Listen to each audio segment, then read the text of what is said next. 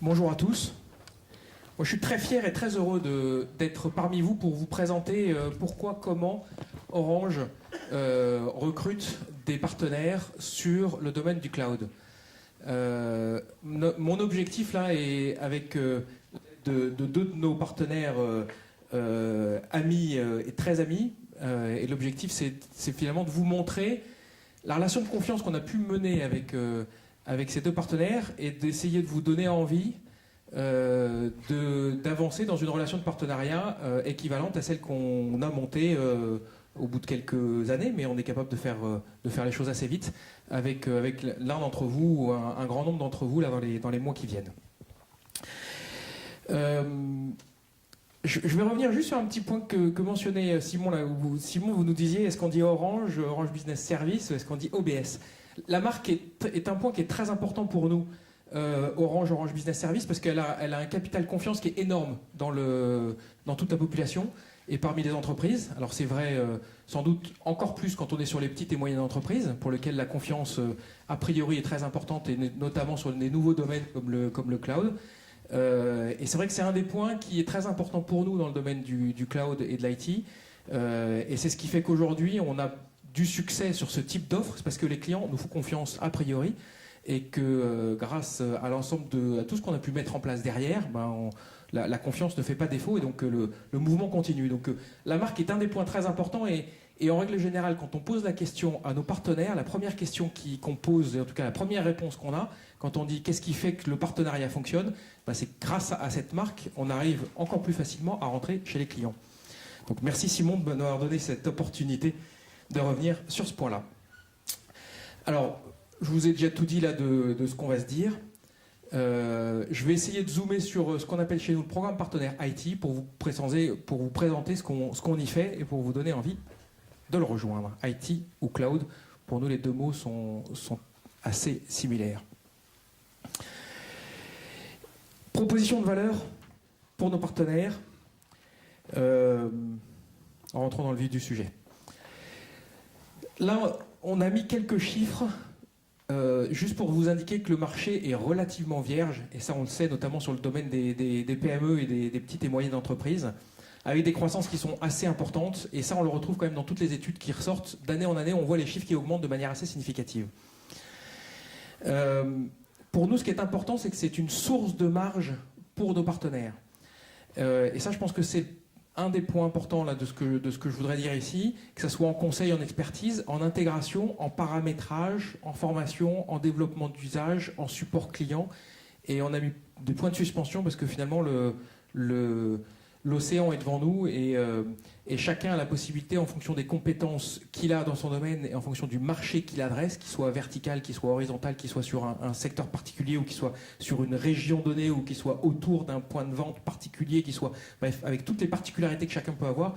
En règle générale, on arrive à trouver des compléments d'expertise entre ce que nous on va pouvoir fournir et ce que chaque partenaire va pouvoir fournir. Des bénéfices pour les clients, on les a notés ici. Je voudrais rajouter peut-être des bénéfices. C'est vrai que le cloud permet aussi de faire des choses qu'on n'arrivait pas à faire avant. Et c'est vrai qu'à chaque fois dans les projets les plus innovants, on trouve des choses qui n'étaient pas possibles de faire avant. J'ai un exemple qui me vient en tête d'un partenaire à qui on a remis un trophée il y a maintenant presque 2 mois, qui, avec de la virtualisation sur notre offre de forfait informatique, nous disait voilà, j'ai réussi à mettre en place une solution qui fonctionnait sur Windows, et en mode virtualisation, la solution est disponible partout, y compris sur des terminaux Mac, évidemment. Voilà, une chose qu'ils n'avaient pas réussi à faire pendant des années et des années, qui était de le mettre à disposition sur les terminaux de type Mac, le cloud leur permet de le faire. Voilà. Mais ça, je vais pas m'étendre là-dessus. Tout le monde connaît les possibilités qui sont derrière. En termes de progression de clients, ça c'est des chiffres qui sont relativement anciens puisqu'ils datent de communiqués de presse un peu anciens, donc je passe, mais c'est des chiffres qui commencent à grossir. Nous, notre objectif en termes dans le grand plan Conquête 2015, c'est 500 millions d'euros de chiffre d'affaires sur le cloud, et il avance comme prévu. Chez nous, Orange, la dynamique indirecte est portée par ce sigle DVI, Direction des ventes indirectes. Et du coup, pour nous, on a une forte progression depuis 2010 en termes de chiffre d'affaires et en termes de progression de clients. On a des offres qui sont orientées vers la création de valeur, je vous l'ai dit, et un réseau de partenaires référents, on va revenir dessus. 3 offres que je détaille ici. Ces 3 offres phares, on en a beaucoup d'autres derrière, mais c'est les 3 offres sur lesquelles on communique le plus. Celle qui est la plus complète, celle qui est la plus clé en main, c'est ce qu'on appelle le forfait informatique, qui a été détaillé ce matin dans un des ateliers, qui permet d'externaliser tout simplement l'IT d'une entreprise. Celle qui est infrastructure as a service, c'est le flexible computing, et notamment le Flexible Computing Express, avec une plateforme d'administration à distance qui est extrêmement performante et qui permet de faire des modifications immédiates et qui sont mises en œuvre immédiates avec des capacités extrêmement larges dans cette plateforme d'administration avec un paiement à l'usage et qui permet de modifier les paramètres très rapidement. Et puis dans le domaine de plus petits clients encore, sur ce qu'on appelle nous le marché des TPE, le marché des professionnels, ce qu'on a autour du Cloud Pro, qui sont en fait un catalogue d'applications qui sont utilisables à la demande et qui sont accessibles de partout et qui sont maintenant déclinés en pack métier pour nos clients professionnels et qui permettent d'identifier pour un client professionnel, de dire voilà, Orange a identifié sur l'ensemble du marché qui existe sur ce type d'application, les applications que nous considérons comme étant les plus pertinentes pour le marché. En termes d'objectifs et de moyens, on considère que le marché pro-PME est donc le marché, on va dire, des PME, est le marché le plus en indirect, celui qui est le plus vierge, on va dire, mais on ne s'intéresse pas qu'à celui-là, on va aussi sur les plus grandes entreprises dans le domaine de l'indirect. Avec un réseau de compétences de proximité sur ce marché, mais aussi sur le marché des plus grandes entreprises, comme on va le voir. On met en place un système convergent télécom IT. On a des revendeurs, notamment dans le domaine télécom, qui ont des forces commerciales extrêmement fortes, mais plutôt assez généralistes, partout sur le territoire. Et donc ce qu'on essaie de faire, c'est utiliser ces forces commerciales qui sont très compétentes et qui sont plutôt assez généralistes pour aller rapatrier et identifier du business qui peut être ensuite traité par des entreprises partenaires IT comme vous, qui est très spécifique sur un domaine particulier ou qui pouvait apporter une compétence donnée et sur lequel nous allons pouvoir ensemble, vous avec votre expertise et nous avec les offres cloud, pouvoir proposer une solution commune. Et ça permet d'être un élément apporteur de business important. Une équipe IT qui a une mission principale, un soutien et une montée en compétences des partenaires, avec, on va le voir, mais plus de 25 points de présence sur le territoire, donc une présence partout sur le territoire. Un réseau de partenaires référents pour mutualiser l'expertise IT.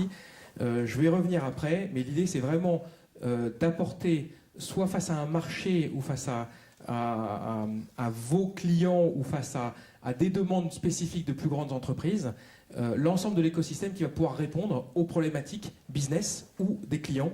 Et donc d'utiliser pour ça des partenaires référents qu'on va pouvoir certifier ensuite dans un programme de certification. Alors globalement, on a regroupé ça autour de 4 thèmes. Une organisation dédiée, des offres à marché adaptées à vos marchés, des outils d'aide à la vente et des opportunités de développement. Donc sur la partie organisation dédiée, on a une équipe spécialiste IT, ce que je vous disais, avec 25 points de présence partout sur le territoire. Un marketing stratégique dédié à l'IT, à la fois pour identifier un certain nombre d'études qui peuvent être très intéressantes, très pertinentes, et pour avoir une force de communication extrêmement forte là où vous êtes.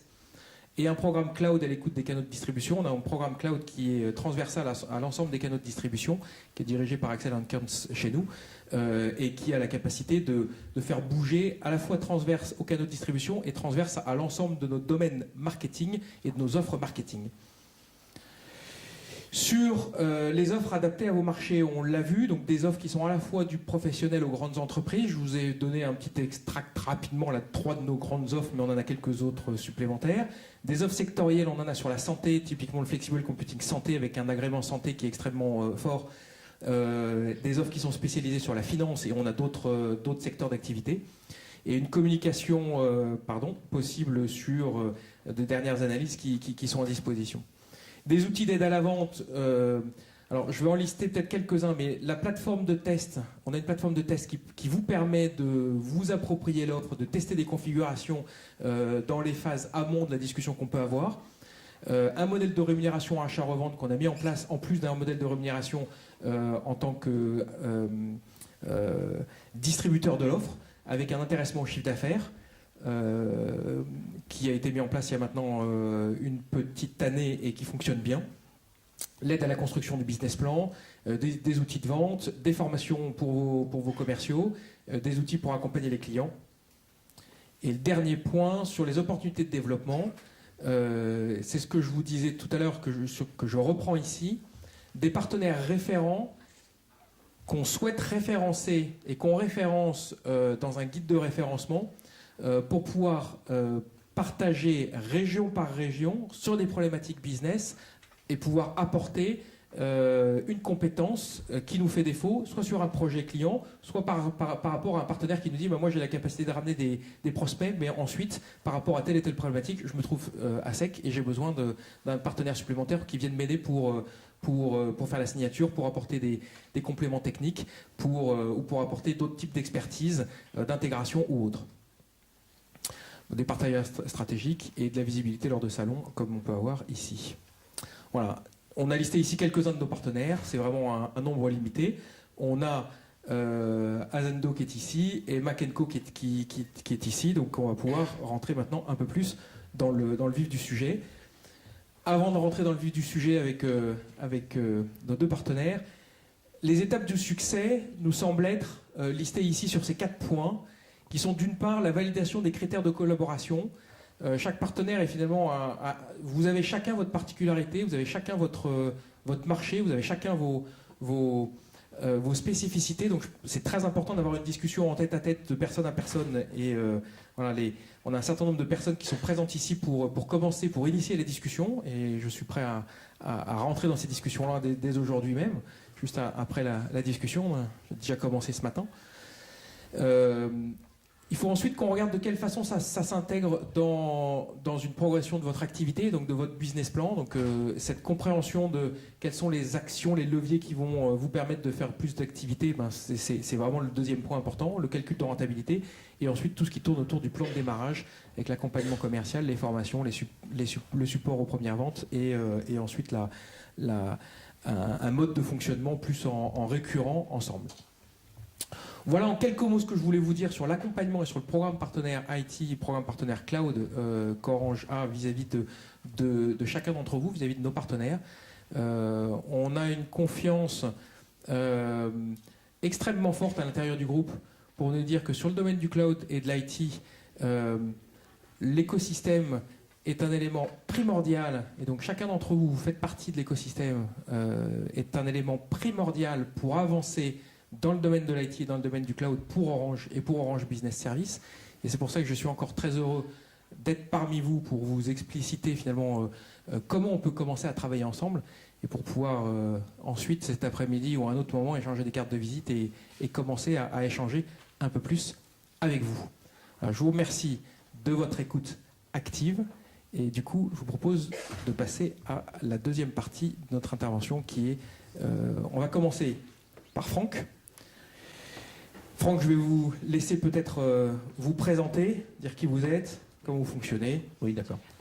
Donc bonjour, je suis donc Franck Bataille de la société Mac & Co. J'ai fondé cette société avec un associé il y a maintenant 20 ans l'an prochain. Donc ça fait 19 ans, ça fera 20 ans l'an prochain.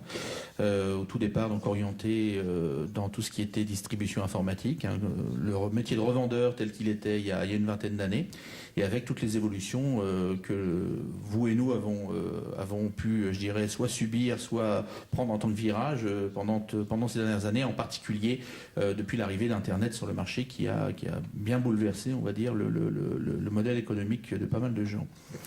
Voilà, donc cette société maintenant d'un petit revendeur local est arrivée à une entreprise régionale qui compte un peu plus de 40 collaborateurs pour 25 millions d'euros de chiffre d'affaires cette année. Et donc maintenant on exerce de multiples métiers, aussi bien dans la distribution traditionnelle informatique, les prestations de services, le réseau, les télécoms, et maintenant effectivement l'hébergement et les services en mode cloud pour des clients toujours aussi variés qui demandent beaucoup de nouveautés en permanence. Voilà. Du coup, on va commencer par les... Alors, on a listé quelques questions que je vais vous poser, mais du coup qui sont aussi disponibles pour l'ensemble de nos spectateurs. Du coup, vous vous êtes présenté. Comment le cloud comment vous avez adapté votre métier pour propulser donc Mac&Co dans le cloud? Comment ça s'est passé? Comment ça s'est passé? Ça s'est passé tout simplement, relativement naturellement au départ, puisque les clients donc, ont commencé à utiliser de plus en plus de services dits, je dirais, hébergeables, type messagerie ou applicatifs de collaboration ou intranet, outils en tout cas en mode web. Ce qui fait que d'un hébergement local sur des machines que l'on fournissait en tant qu'infrastructure, on a pu naturellement glisser vers un hébergement pour apporter du service supplémentaire en termes de disponibilité, de sécurité, de débit disponible. Enfin, les avantages sont nombreux et il a fallu aussi, en particulier ensuite, trouver le modèle économique adapté pour pouvoir continuer à gagner notre vie avec ce modèle-là. Puisque qui dit service hébergé dit moins de matériel, mais plus de services. Donc c'est aussi une autre manière d'envisager le modèle économique de l'entreprise. Du coup, la deuxième question, c'était pourquoi et comment vous avez choisi cloud, mais ça s'est fait du coup naturellement avec vos clients. C'est une vision de votre part, c'est quoi? Ouais, c'est quelque chose qui s'est fait, je dirais, de manière relativement naturelle, parce que les clients, comme je l'ai dit, effectivement, avaient ces besoins qui étaient là. On était depuis des années habitués à les servir d'une certaine manière par rapport à ce qui se faisait sur le marché et pour lesquels on avait et les compétences et la manière de faire, quoi. Donc les choses qui se faisaient habituellement et pour lesquelles on n'avait pas de difficultés particulières. Et on a cherché, nous, aussi par souci d'anticipation aussi et par souci de qualité, à vouloir trouver des solutions plus pertinentes, plus intéressantes.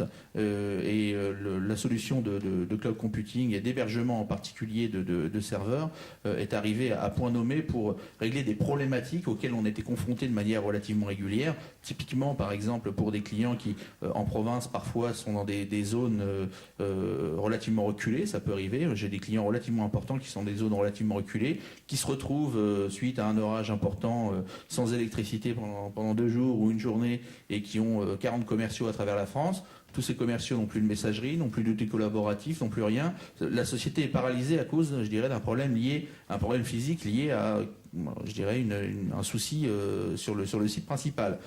L'offre de cloud computing nous permettait de donner je dirais, d'ajouter quelque chose qui nous manquait, puisqu'on avait les outils, le service, l'offre adaptée, et il manquait des choses qu'on pouvait de toute façon pas offrir sans passer à des services type cloud.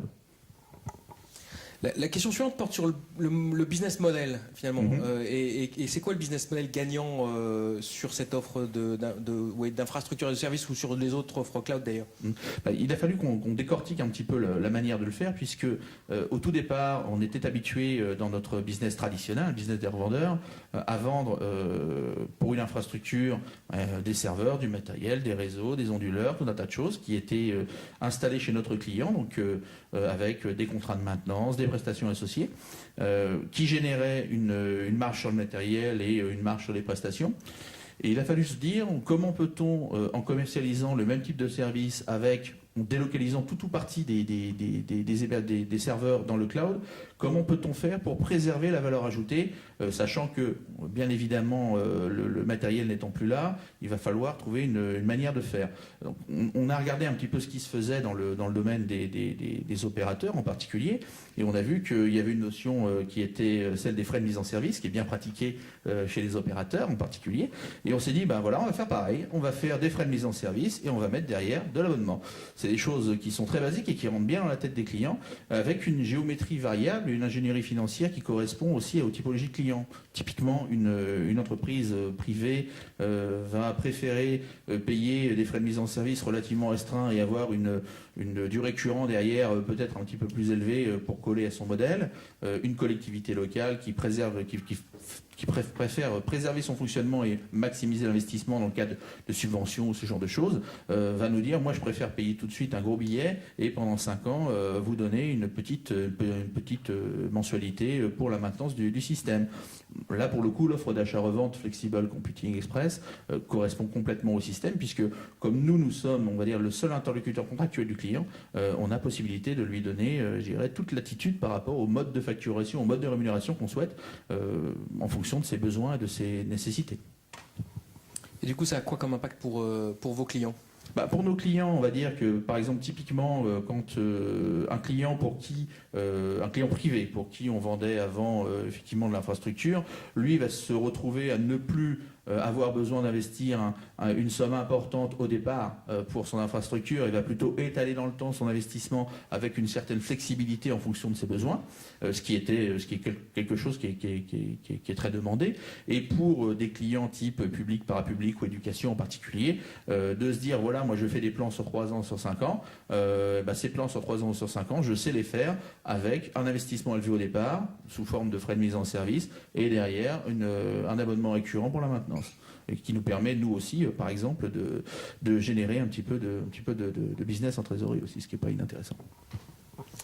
Alors le point qui m'intéresse au plus haut point, c'est quoi la relation du coup avec Orange Business Service, la direction des ventes indirectes, comment vous pouvez le qualifier et le présenter finalement ? Par rapport à tout ce qui est effectivement des relations qu'on a avec OBS, la DVI, on travaille avec depuis qu'elle existe, mais c'était plutôt sur la partie effectivement traditionnelle, télécom, mobilité, les choses les plus courantes qui se vendaient dans le catalogue de l'opérateur.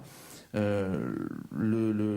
a été, je dirais, très bien accompagné depuis le départ, puisque pour la partie Flexible Computing, de manière proactive et dès le démarrage des offres il y a un peu plus d'1 an, nos responsables partenaires sont venus vers nous en nous disant voilà, nous allons mettre en place une offre IT intéressante. Cette offre IT semble pouvoir coller à ton besoin. Nous, de notre côté, on avait déjà commencé à regarder un peu ce qui se faisait sur le marché, puisqu'on avait déjà des besoins qui étaient là et qui existaient, qu'on avait déjà commencé à satisfaire avec d'autres offres sur le marché, mais qui n'étaient pas pleinement, je dirais, satisfaisantes d'un point de vue soit résultat, soit localisation des hébergements, soit support technique, soit un tas de choses qui faisaient que ça ne nous plaisait pas à 100%.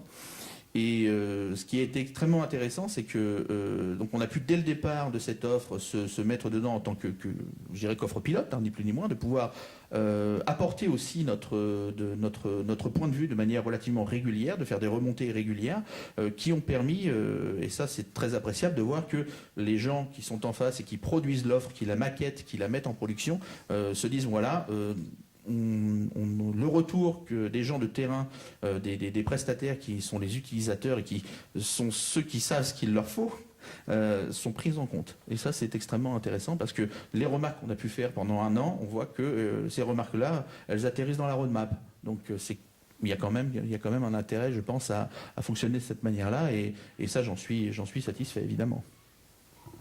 Et du coup, comment vous voyez votre avenir maintenant dans le cloud ? Dans le cloud, je pense qu'on en est qu'au tout début, on va dire, nous en tout cas, dans notre activité traditionnelle d'intégrateur en région. On en est qu'au tout début parce qu'effectivement, comme vous le disiez tout à l'heure, il y a un grand océan bleu devant nous. On est sur un marché TPE, PME et collectivités locales, territoriales.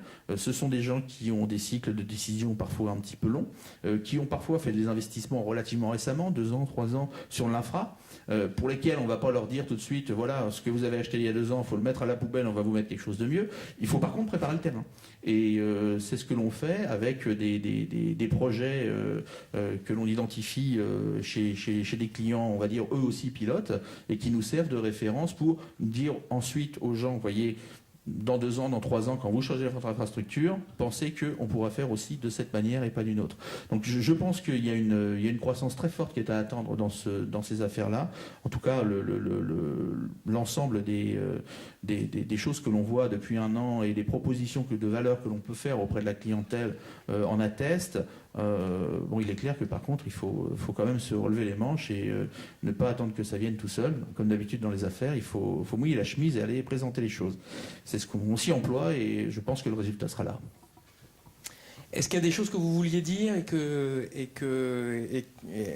vous aimeriez et que tu aimerais redire là maintenant, ou on a à peu près passé tout ce que tu voulais On a dire? brossé une grande partie effectivement des choses, hein, et c'est vrai que moi, revendeur traditionnel, issu on va dire des gens qui sont dans le métier depuis un certain temps, là où on a le plus de difficultés, c'est à mettre de côté les peurs et les freins qu'on pouvait avoir à se lancer dans le cloud computing, et à partir du moment où nous on n'est pas convaincus, on risque pas de convaincre nos clients, quoi. C'est quelque chose qui est relativement basique, mais pour en parler avec pas mal de collègues revendeurs, que ce soit dans la région ou dans d'autres endroits, quand on se rencontre à diverses occasions, on voit qu'il y a encore pas mal de gens, je dirais, pas à convaincre, mais ils sont quasiment convaincus, mais il faut leur démontrer que c'est quelque chose avec lequel on peut faire du business, gagner de l'argent et assurer une pérennité de nos entreprises, ce qui est quand même l'essentiel.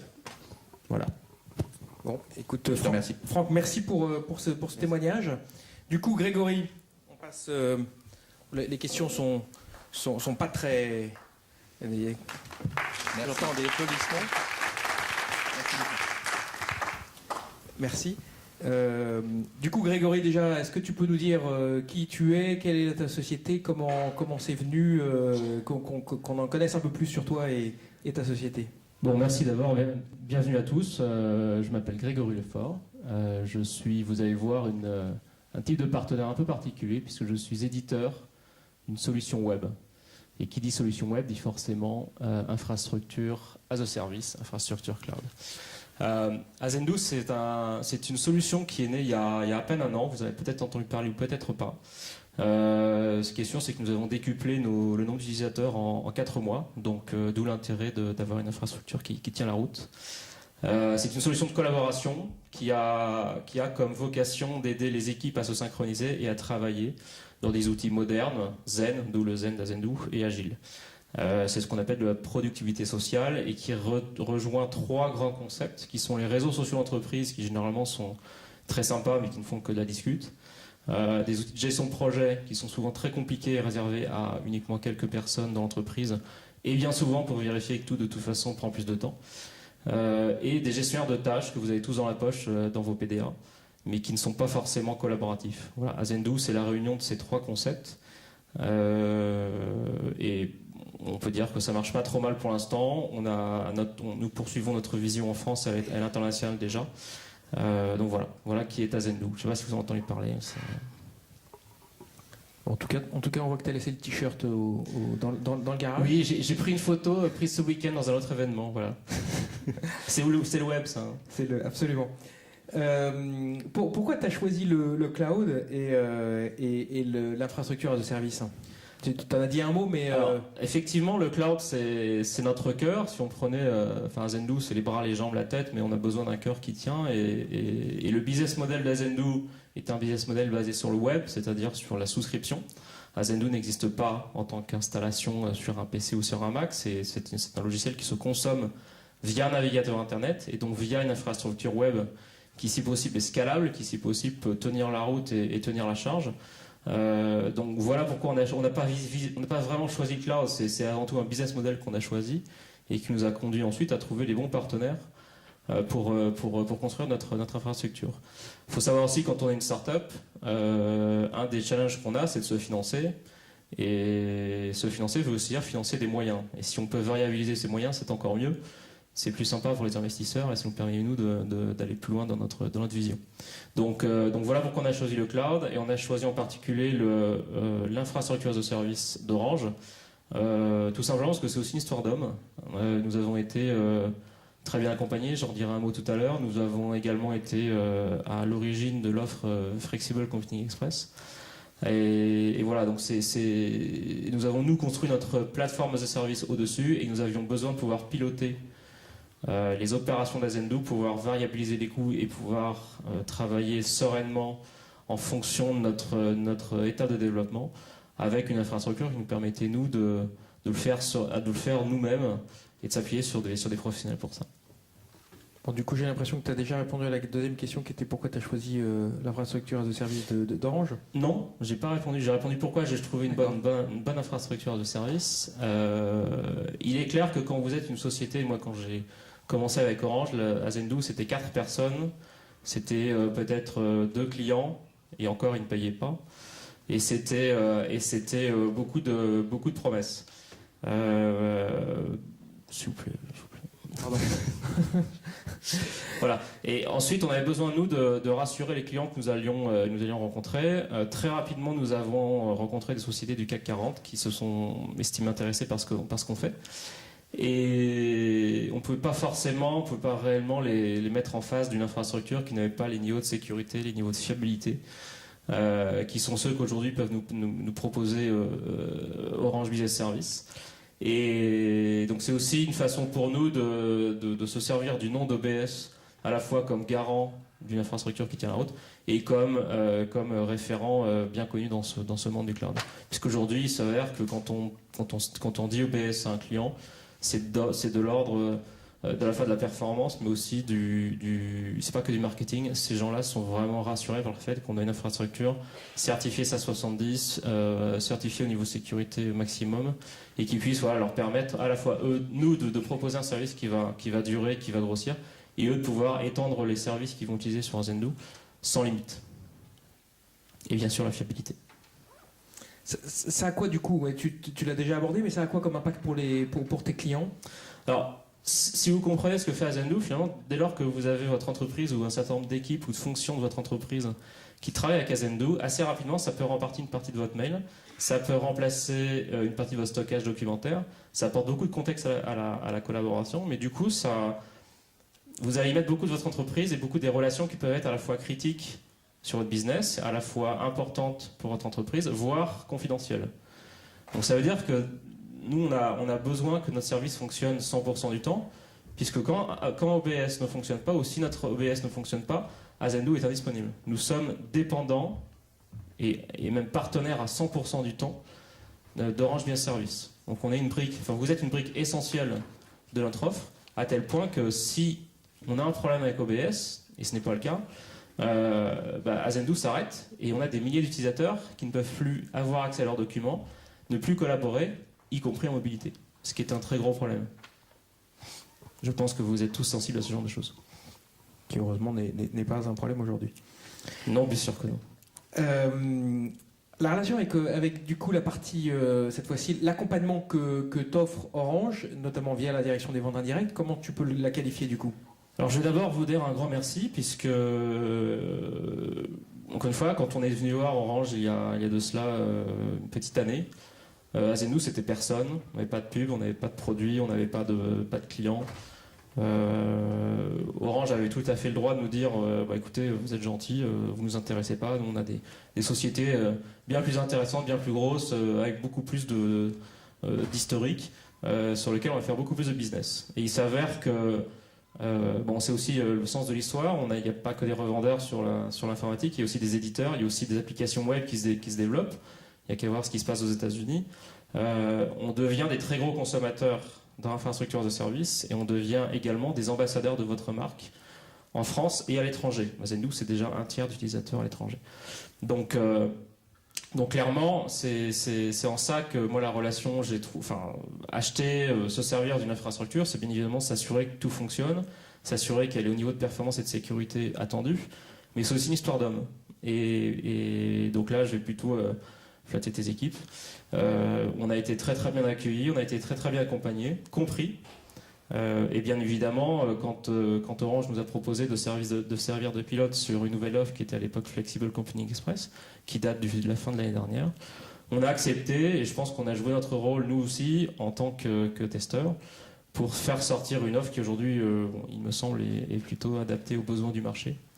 Voilà. Depuis, on dépense quasiment 1/10 de notre staff, puisque nous sommes une grosse dizaine, pour l'hébergement. On a mis quelqu'un qui vraiment pilote l'infrastructure de service et notre pass qu'on a mis au-dessus à plein temps. Donc c'est presque 10% de nos ressources qui sont dédiées à la relation avec OBS.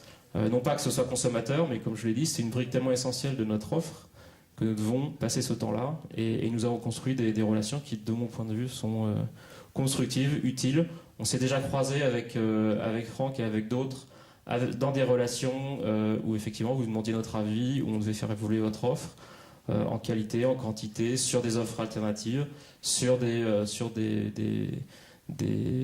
différents aspects de résolution ou d'amélioration. Donc voilà, moi j'en suis satisfait. C'est comme ça que j'évalue un partenariat, même si je suis à la fois client et partenaire. La question suivante était l'accompagnement d'Orange, mais tu l'as déjà bien abordé, tu veux en redire un mot ? Moi, je pense qu'on a encore une fois un écosystème chez Orange qui nous permet, nous, d'évoluer sereinement, puisqu'on n'a pas besoin de stress de ce côté-là. On a déjà beaucoup, côté économique, côté technique, côté logiciel, puisque nous fabriquons nos logiciels, même s'ils se consomment par le web. On a plein d'idées à soumettre à OBS pour la suite, puisque notre développement aujourd'hui, c'est, je sais pas, je l'ai dit tout à l'heure, mais on est passé de 600 utilisateurs au moment où on a sorti le logiciel en juin. Aujourd'hui, on doit être proche de 8000 utilisateurs. Ce qui veut dire qu'on a besoin de croissance et d'accompagnement à la croissance qui est énorme. À la fois, chaque utilisateur utilise aussi plus le logiciel qu'il ne le faisait à l'époque. Donc c'est quelque chose qui croît encore plus et qui nous, encore une fois, on doit se reposer sur une infrastructure qui va nous permettre d'évoluer sereinement. Et puis, on a beaucoup de choses qui arrivent dans les cartons. On a du mobile, qu'on n'avait pas jusque-là. Donc encore une fois, Orange est un opérateur historique sur le mobile. Il y a certainement plein de choses à faire. Énormément d'idées à développer. On est déjà venu voir vos équipes, et pas qu'à la DVI, pour proposer d'autres idées de business. Voilà, je pense qu'on arrivera à la fois à développer des offres, à utiliser l'FCE, voire à le faire progresser. Et puis je ne désespère pas de voir Orange se servir d'Azendoo un jour. Je pense que c'est dans les cartons et j'en serais très heureux. Et du coup, t'es toujours un tout petit peu en avance sur les questions, parce que la question suivante, c'était l'avenir pour Azendoo et pour le partenariat, et tu as déjà bien traité. Oui, c'est pour nous l'avenir, il est principalement de partir à l'international déjà. Qui dit web dit solution globale. On n'est pas dans un business de revente locale ou régionale. On a une solution qui ne peut vivre et perdurer que si on a un reach qui est global. C'est une des forces d'OBS également quand on parle à quelqu'un qui est aux États-Unis, en Australie ou même au Moyen-Orient. Quand on dit Orange, c'est une marque connue, c'est une marque qui nous porte, et c'est une marque que nous faisons fort de porter également dans la nôtre. Voilà. Écoute, merci Grégory pour ce témoignage qui est vraiment très riche. Je pense qu'on peut l'applaudir.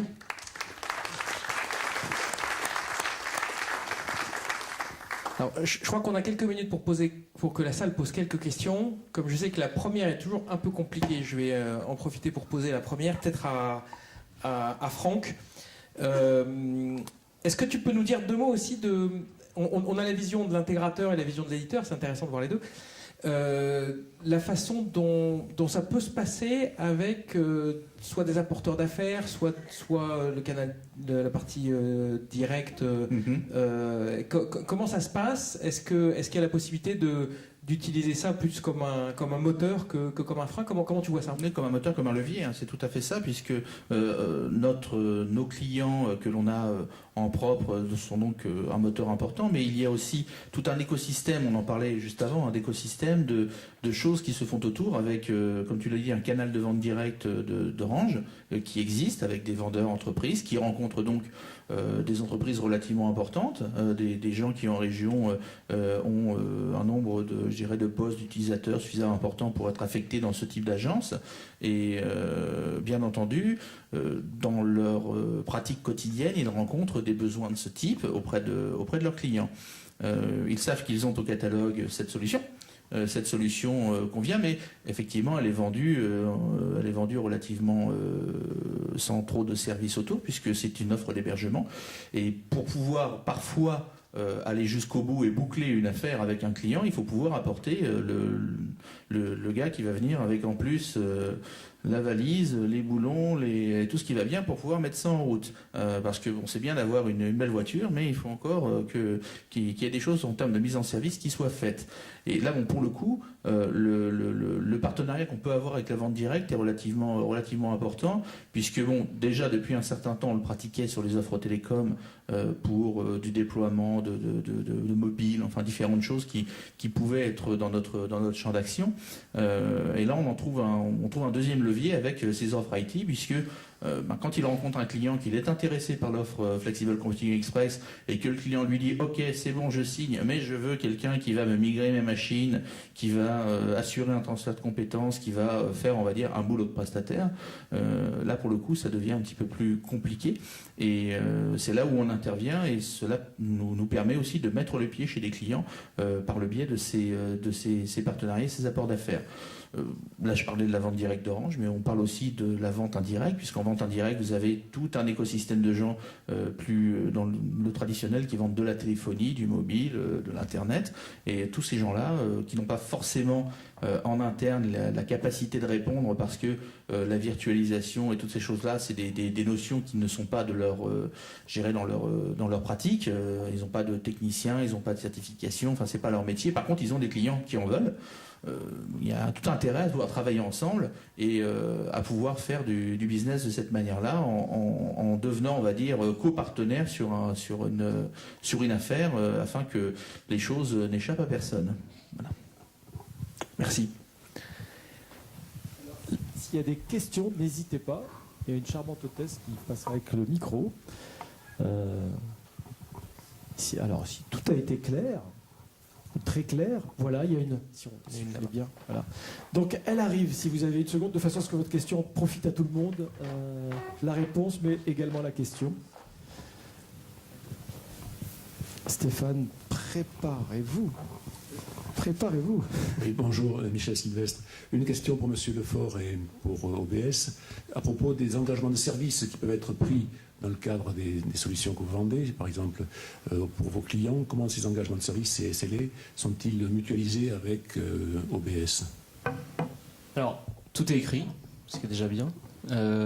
Effectivement, quand on a choisi notre cloud, notre infrastructure, nous avons fait le tour du marché. Et pour rien vous cacher, on n'était pas chez OBS pour démarrer. D'abord parce que on a pris une solution cheap. On n'avait pas de clients et on n'avait pas donc de contraintes ni de fiabilité ni de disponibilité. Et notre CTO vient d'Orange, ce qui veut dire que lui connaissait bien la maison, à la fois ses bons et ses mauvais avantages, enfin ses bons avantages et ses inconvénients. Il avait une vue d'OBS qui était finalement celle d'il y a quelques années et lui-même a redécouvert la société. On est allé voir beaucoup de monde, pour être très honnête. On est resté sur des clouds proches à l'époque, donc des clouds français. Et notre cahier des charges voulait d'abord effectivement 100% de disponibilité ou quasiment 100% de fiabilité et de sécurité. Pourquoi ? Parce que c'est aussi le SLA que nous on a vis-à-vis de nos clients. C'est-à-dire qu'on ne peut pas faire plus, on ne peut pas faire moins non plus. Donc ce qui veut dire que le jour où on signe un contrat avec OBS, en ce qui nous concerne, on signe le même contrat avec tous nos clients. Donc on était forcément très attentionnés et très attentifs à ce genre de choses. On a une application qui effectivement est complètement ce qu'on appelle multi-tenant, c'est-à-dire complètement mutualisée. Et chez nous, c'est toujours du tout ou du rien. C'est-à-dire que vous aurez, en tout cas pour l'instant, jamais une partie des clients qui tombe, qui ne fonctionne plus, et l'autre partie qui sera hors live. Nous avons pris le parti d'être, nous, utilisateurs de notre propre logiciel, fort heureusement, mais en même temps que tout le monde. C'est-à-dire qu'on est sur la même plateforme, et ce qui nous permet, nous, bien évidemment, d'être au courant en temps réel de ce qui se passe. Je dois dire que pour l'instant, je suis pleinement satisfait des engagements qui ont été tenus. Et pour aller encore plus loin, et sans trahir de gros secrets, si jamais quelque chose de gênant ou de grave arrivait vis-à-vis de notre engagement de confidentialité, on a un contrat qui nous permet, nous, de réclamer certaines pénalités. Le but pour moi n'étant pas de les activer parce que je pense que je passerai plus de temps à les demander qu'à les avoir, et que c'est pas la relation dans laquelle je suis. Encore une fois, on n'est pas là pour se taper sur la tête. Orange a eu 1000 fois le temps ou le droit de me dire Azendou, t'es trop petit pour nous, va voir ailleurs. Donc on les en remercie et on essaye plutôt de faire évoluer la solution en qualité plus qu'en quantité, puisqu'encore une fois on n'a pas eu de soucis de soucis graves, majeurs ou même importants, en tout cas notifiés par nos clients nous-mêmes, ni d'indisponibilité ni de sécurité. Et on est encore une fois sur des niveaux de sécurité qui disposent des plus hauts niveaux de certification ou d'audit que vous connaissez certainement. Merci Grégory. Est-ce qu'il y a une autre question? Après, pour faire venir l'autre question, on a des engagements du type 99,995% de disponibilité, des engagements de confidentialité de l'information. Après, quand on rentre sur des offres de type santé avec des agréments qui sont encore beaucoup plus forts sur la confidentialité des données, on a un data center qui est en train d'être finalisé en Normandie, qui est au cœur de notre réseau, donc qui mêle, c'est là tout l'intérêt du cloud, c'est aussi de mêler les télécoms et l'informatique, et donc d'avoir un data center en plein au milieu du réseau. Donc voilà, et après on est en capacité de rentrer par rapport à des besoins plus particuliers sur tel ou tel aspect, parce que les engagements de qualité de service peuvent se décliner sur beaucoup d'axes différents. Donc après, plus simple c'est peut-être d'en discuter en face à face, mais c'est vrai que ça fait partie des points qui sont extrêmement chers à l'ensemble de l'écosystème et aux clients finaux, parce que finalement quand on demande ce qu'ils attendent, quand on demande au patron ce qu'il attend de l'informatique, souvent les choses qui vont être citées en premier, c'est souvent la disponibilité et la continuité de service. Et en revanche, quand on demande en quoi peut contribuer l'informatique sur les grands enjeux métiers, ça va peut-être être du business supplémentaire. Donc il y a vraiment les deux aspects sur lesquels il faut qu'on se situe, à la fois sur la capacité d'amener du business supplémentaire à des clients ou des partenaires comme vous, et en même temps de sécuriser chacun sur la qualité de service. Donc on est vraiment bien avec les deux pieds sur terre, un qui est sur la qualité la disponibilité, la qualité de service, et puis le deuxième pied qui permet d'offrir les services qu'on veut fournir. Très bien, une question au fond de la salle. Bonjour, donc plus peut-être à Monsieur Dungla d'OBS. Dans la partie relative à l'écosystème, justement, est-ce que les partenaires que vous acceptez doivent exclusivement et uniquement être chez OBS, ou est-ce que vous avez une vision beaucoup plus vaste, et que si le service peut répondre à des attentes de vos clients, vous mettez en œuvre cette notion de partenariat?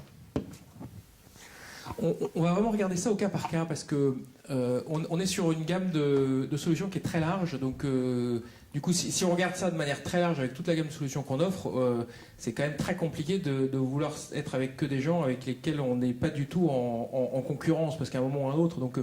Donc stricto sensu, non, c'est pas une clause.